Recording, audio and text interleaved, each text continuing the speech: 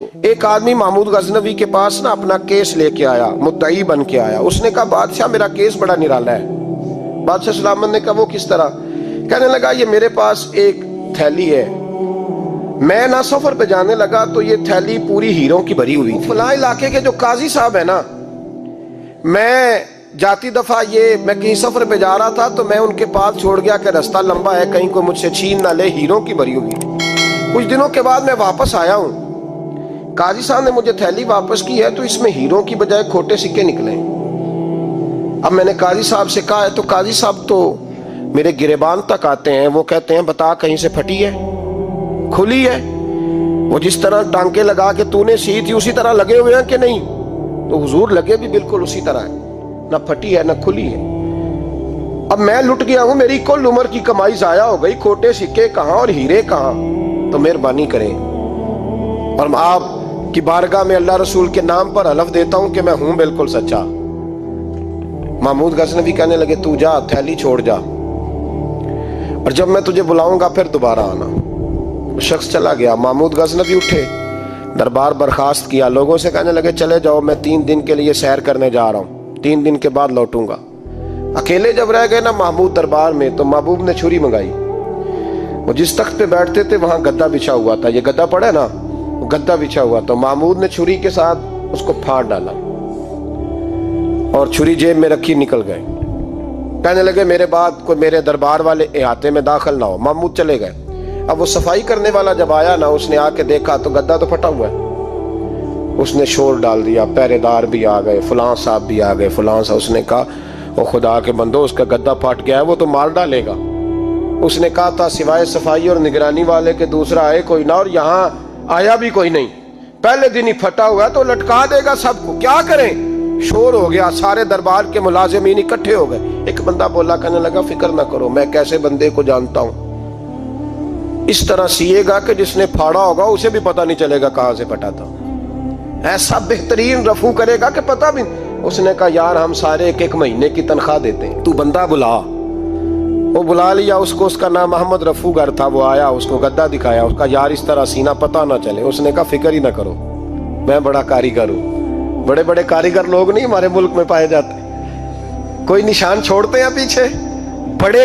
احمد رفو گر کہنے لگا اس طرح سیوں گا کہ پھاڑنے والے کو بھی پتہ نہیں۔ ان کا پیسے لے یار تو سی دے۔ اس نے سی دی، اگلے شام ہی لا کے بچھا دیا گدا۔ تیسرے دن بادشاہ سلامت آئے، آ کے پہلی نظر گدے پہ ڈالی۔ اس نے بلایا سب ملازمین کو، کہا کس نے سیا ہے؟ کہا جناب کیا ہوا؟ کہا یہ پھٹا ہوا تھا۔ کس نے؟ کہا نہیں پھٹا ہی نہیں۔ وہ کہنے لگے بنو بات، میں خود پھاڑ کے گیا تھا، تو بتاؤ صحیح سیا کس نے ہے؟ کہا جناب آپ پھاڑ کے گئے تھے تو بتایا کیوں نہیں؟ فرمانے لگے اسی لیے تو بتایا نہیں تھا کہ تم خود تحقیق کر لو، بلاؤ بتاؤ سیا کس نے۔ تو بلا لیا، احمد رفو گر آ گیا۔ اس کو جب بلا کے سامنے بادشاہ کھڑا کیا، کہا بھئی تو نے سیا ہے؟ کہنے لگا حضور آپ کے سارے ملازم کٹھے ہو کے آئے تھے، میری غلطی کوئی نہیں۔ کہا نہیں یار تو بڑا کاریگر ہے، میں نے اپنے ہاتھ سے پھاڑا تھا پر مجھے بھی نہیں پتا چل رہا کہاں سے پھٹا تھا۔ اچھا یہ بتا یہ تھیلی جو ہے یہ بھی تو نے سی تھی؟ اس نے کہا جی آپ کے خادم کا ہی کارنامہ ہے، وہ فلانے علاقے کے قاضی صاحب آئے تھے، اس میں سے ہیرے نکال کے تو کھوٹے سکے بھرے تھے، تو مجھے بھی تھوڑا سا حصہ ملا تھا۔ محمود نے سارے گواہ بھی اکٹھے کر لیے، ثبوت بھی اکٹھے کر لیے۔ پھر قاضی کو بلایا، پہلے سارے ثبوت اور گواہ کیس حل کر لیا۔ پھر ہمارے ہاں یہ حال ہوتا ہے کہ مدعی 2-3 ہفتے کے بعد خود ہی ہاتھ باندھ جاتا ہے، کہنا تسی میری جان چھڈو، مجرم پھڑو پاوے نہ پڑھو۔ وہ کہتا ہے مجھے معافی دو، میں رہا۔ ظلم ہے نا، ظلم زیادتی ہے کہ جو بیچارہ اتنے سوال مجرم سے نہیں ہوتے جتنے مدعی سے ہوتے، آپ یقین کریں اتنے سوالات ہوتے۔ سارے ثبوت اکٹھے کر کے قاضی صاحب کو بلایا، تنہائی میں لے جا کے محمود غزنوی نے کہا قاضی صاحب آپ سے غلطی ہو گئی، غریب آدمی تھا، وہ لٹ گیا ہے، اس نے تو بڑی مشکل سے کچھ ہیرے جمع کیے تھے اور اس کی کل کائنات تھی، تو آپ اس کا مال اسے دے دیں، بات ختم۔ قاضی صاحب کہنے لگے آپ مجھ پہ الزام لگا رہے ہیں، سوال ہی نہیں پیدا ہوتا، آپ میری داڑھی دیکھیں، آپ میرا اعزاز دیکھیں، دنیا جانتی ہے میں اس کا۔ قاضی صاحب انسان بھول ہی جاتا ہے، بندہ بھول جاتا ہے، غلطی ہوگی، مال نے کہا نہیں سب کہا میں تنہائی میں پوچھ رہا ہوں، میں اس وقت پوچھ رہا ہوں جب دوسرا موجود کوئی نہیں، آج توبہ کر لے، میں کچھ نہیں کہوں گا، تو میری زبان پہ اعتبار کر، تجھے پتہ ہے میں جو کہتا ہوں اس پہ عمل بھی کرتا ہوں، باز آ جا۔ پر قاضی نے کہا نہیں میری غلطی کوئی نہیں، महमूद ने फिर बड़े दरबार में बुला लिया। मजमा आम में मोहलत के दिनों में जो तौबा कर ले वो बच जाते हैं, लेकिन लोग रुस्वानियों के दिनों में फिर वापस लौटते हैं अगला घर देख के, फिर हालात और तरह के हो चुके होते हैं। जब बड़े दरबार में काजी को बुलाया, भाई तू मानता है कि नहीं? उसने कहा नहीं।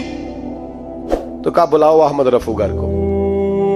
जब अहमद रफूगर आया तो बूढ़े काजी की टांगें कांपने लगी, जुमले टूटने लगे, लफ्ज जमीन पर गिरने लगे, बात सही नहीं होती, जुबान लड़खड़ाने लगी। महमूद कहने लगे, काजी मैंने तुझे कहा था वहां मान जा बात, अब बड़े दरबार में बोल। तो जब काजी साहब की गर्दन खुद ब खुद झुक गई तो दुनिया समझ गई। कहा निकल जा मेरे दरबार से। महमूद बोले निकल जा, इतनी तुझे इज्जत दी, इतनी बड़ी तनख्वाह दी, काजी बनाया, और ये थोड़ी सी रकम के लिए, थोड़ी सी रकम के लिए तो बददियानत हो गया, चल चला जा, निकल। काजी दरबार से निकला तो लोग लानतें बरसाने लगे। कल जो दुकानें छोड़ के सलूट करने आते थे वो कहने लगे इसकी उम्र देखो, इसके काम देखो, देखो इसने क्या किया। घर गया, बच्चे जिनके लिए पाप कमाया था, जिन्ना ली तू पाप कमाए हुन किथे नहीं हो तेरे घर दे। वो बच्चे कहने लगे अब्बा जी हम तो स्कूल मदरसा जाने के काबिल नहीं रहे, उम्मीद थी कि बीवी साथ देगी। वो कहने लगी मैं मेके कैसे जाऊंगी, गली की औरतें तरह तरह की बातें बनाती हैं। और भाई कामयाबियों के बड़े सरबराह होते हैं, कोई कामयाब हो जाए तो सारे कहते हैं मेरी सपोर्ट से हुआ है। नाकामियां हमेशा यतीम होती हैं, नाकामियों का कोई सरबराह नहीं होता। जब तक तो काजी था तो बड़े बात थी, हर बंदा कहता था रिश्तेदार है, रुसवाई हो गई तो वो तेरी आंख हो या संगे मलामत की चुभन, कौन पहुंचा है मेरे दर्द की गहराई तक। दौरे शोहरत में तो यारों ने किया याद बहुत, साथ आया ना कोई कूचे रुसवाई तक। और मियाँ साहब कहने लगे सारी उम्र ही आटा गुद है, मैं लखा कीते नहीं पेड़े, अब वक्त आया ही ते मोहम्मद बख्शा कोई नहीं हूं बैठा नेड़े। हालात ही बदल गए। काजी खामोशी से अंदर चला गया, अपनी रुसवाई समेट के बिस्तर पे लेटा। ना रोटी की भूख लगी, ना पानी की प्यास लगी, ना नींद आई, सारी रात तड़पता रहा। सवेरे घर वालों ने दरवाजा खोला तो रूह परवास कर गई थी, दुनिया छोड़ गया। हजरत अबू नूर अलैहि रहमा बोले, फरमाने लगे याद रखो कभी बददियानती ना करना, कभी। ये तो महमूद गजनवी की अदालत थी, कयामत में रब करीम की अदालत लगेगी। और फरमाया वहां तो गवाही देने वाला अहमद रफूगर था, कयामत में तो तुम्हारे अपने हाथ पैर गवाहियां देंगे, हमारा अपना वजूद गवाही देगा। और फरमाया यहाँ तो लानते दुनियादार बरसाते थे, वहां फरिश्ते होंगे।